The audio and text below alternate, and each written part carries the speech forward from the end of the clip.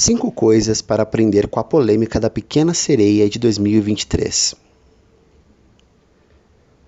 Demanda progressista. Se reanalisarmos todos os tipos de propagandas que víamos anos atrás, vamos perceber toda uma ideologia do que deveria ser belo, comum, aceito e almejado. Um exemplo é a família perfeita do comercial de margarina: brancos, héteros, magros e bem-sucedidos. E enquanto se alimentava um público de mente fechada que cada vez mais desejava fazer parte daquela ideologia, também se mostrava um cenário no qual não víamos a realidade como ela realmente era, onde muitos outros detalhes, pessoas e culturas eram descartados, dando a entender a sua existência como insignificante. Mas graças a Deus, com o passar dos anos e como consequência das muitas manifestações por igualdade de direitos de diferentes povos e culturas, o público consumidor da mídia agora é composto justamente dessas pessoas que não eram representadas antigamente através dela. E é esse mesmo público do hoje que move as grandes indústrias, pois para continuar vendendo seus produtos, a mídia se viu forçada a se adaptar aos novos interesses deles. Interesses em temas como empoderamento feminino, representatividade negra, inclusão LGBTQI+, conceitos livres de estética corporal e dentre muitos outros. Esse público progressista se interessa por um conteúdo que represente um reflexo do hoje, da vida real atual, com conceitos de um mundo em progresso e em evolução, na luta contra preconceitos e injustiças que dominavam muito no passado. A cultura da nostalgia. Essa galera nostálgica é bem conservadora e é muito mais dominada pelo público nerd geek. Há todo um desejo de preservação fiel pelas obras que eles apreciam. Sendo assim, qualquer alteração, mesmo que mínima, nesse caso, nas características físicas de um personagem, independente do motivo, esse público irá reagir. Porque para eles, aquele personagem é perfeito do jeito que lhes foi apresentado, e mudá-lo seria como corromper a sua pureza, o seu legado, tirando a graça do personagem. E praticamente todas as mudanças que fazem em obras antigas são feitas para se adaptar ao gosto do público que mais consome hoje, os progressistas, com interesses nos temas de empoderamento feminino, representatividade negra, inclusão LGBTQI+. E é por isso que os nostálgicos conservadores passaram a se referir a isso como a lacração. E para eles, essa lacração é o maior problema contra a sua cultura conservadora, pois ao invés de continuarem criando novos personagens que agradem o público de hoje, preferem mexer nos seus queridos personagens de infância. Antes, sentir ou provocar nostalgia era algo mais dosado, digamos assim. Mas com várias pessoas querendo cada vez mais fugir da realidade complicada em que vivem, acabaram transformando isso numa cultura.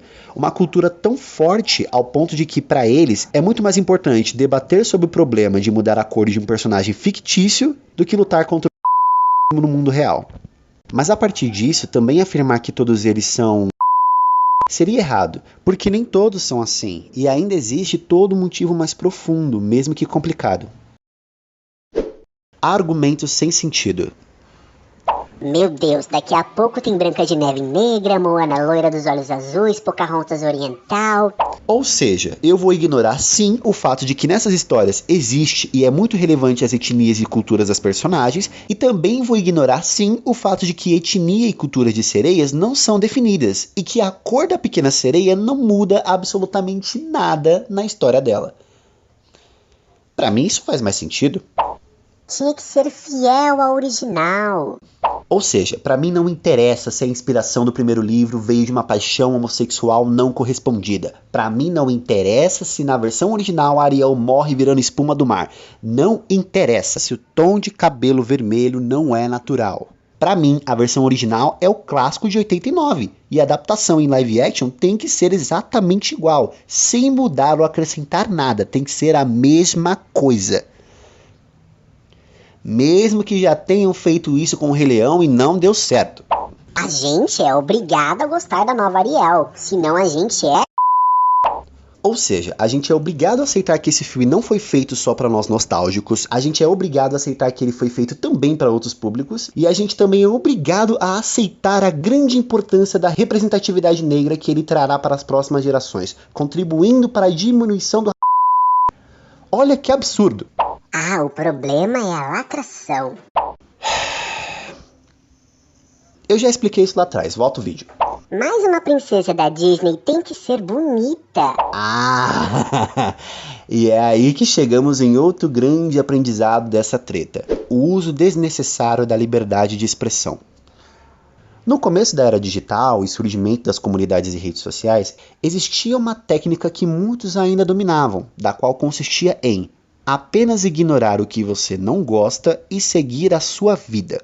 Já atualmente, muitos usuários da internet usam e abusam da liberdade que tem nas plataformas, e querendo ter o seu lugar de fala, quase sempre falam até demais. No YouTube, por exemplo, podemos encontrar vários jovens críticos, entre aspas, que vivem falando mal de filmes, músicas, pessoas, obviamente com exceção de alguns canais que deixam claro que isso faz parte da proposta de entretenimento deles. Você com certeza já conheceu aquela pessoa que se diz muito sincera, que fala na cara mesmo e pronto, que diz: às vezes a verdade tem que ser dita. aquela pessoa que se sente muito corajosa de falar o que pensa sem se importar com os efeitos que suas palavras causam nos outros, porque para aquela pessoa o que ela diz deve ser levado em consideração. E uma das atitudes que eu particularmente mais abomino nessa postura é dizer coisas do tipo: não, gente, pera, vamos combinar, vamos falar sério agora. Ela é feia, ele é feio, o que eu posso fazer? Ofendendo outra pessoa de forma totalmente gratuita, dizendo isso como se fosse um problema que tem que ser resolvido, sendo que é apenas uma opinião particular. Uma opinião muitas vezes ocasionada de alguma sensação negativa, raiva, inveja, ciúme, frustração. Claro, todo e qualquer indivíduo tem o direito de achar algo feio ou bonito, mas por Deus, o que vai agregar na sua vida ou do próximo falar que outra pessoa é feia simplesmente porque você acha isso?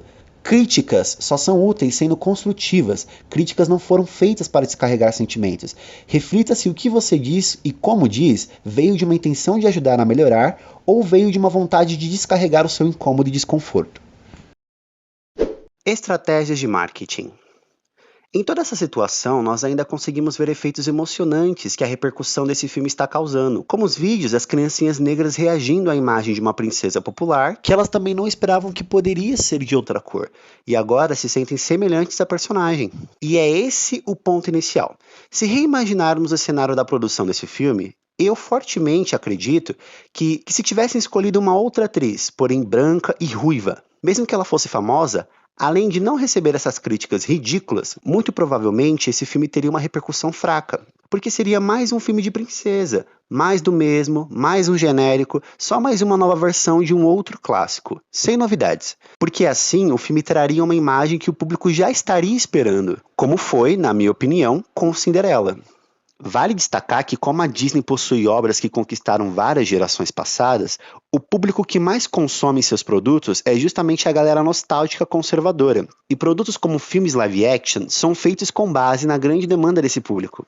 E no caso desse filme, por se tratar de um investimento bem caro, por ter vários efeitos especiais, a estratégia para uma repercussão calorosa foi decidir mudar a cor de pele da personagem protagonista, aproveitando que esse detalhe não mudaria o rumo da história, mas prevendo que o público conservador provavelmente iria atacar o filme pelas mudanças e o novo público progressista iria defender o filme desses ataques, gerando assim uma repercussão de ambos os lados para promover o seu novo filme. E sim, por mais que a Disney, por um lado, tenha tido a admirável decisão de querer uma atriz negra para Ariel, por outro lado, essa decisão não veio puramente da intenção de apoiar a representatividade negra. Como qualquer outra empresa, a Disney tem um passado de trabalhos e preconceituosos. Assim também, como qualquer outra empresa, ela procura se adequar aos gostos e interesses dos novos públicos para continuar vendendo seus produtos, porque só os seus clientes conservadores não são suficientes para manter a empresa no topo. E não é que não tenham pessoas trabalhando lá que não apoiem os interesses progressistas atuais, mas as decisões que lá são tomadas para a aplicação de qualquer projeto são, acima de tudo, pensando no seu resultado lucrativo. E como todo mundo está dando opinião sobre o assunto, vou deixar a minha aqui também. Eu assumo que no começo eu estranhei um pouco o design da cauda e do sutiã da Ariel, mas eu também tinha estranhado o sapato da Cinderela, o vestido dela e da Bela, tudo durante o marketing dos filmes. Mas foi só isso, eu estranhei porque era diferente e depois me acostumei. E o melhor de tudo, eu consegui apreciar esses novos detalhes quando assisti os filmes depois. E eu espero ter essa mesma experiência com A Pequena Sereia, porque as fanarts, a voz da Hailey, os vazamentos de algumas cenas e a divulgação bem lenta de alguns materiais estão me deixando cada vez mais apegado a essa nova Ariel. Eu estou bem ansioso para assistir e desejo que seja o melhor live action de todos, porque potencial ele tem.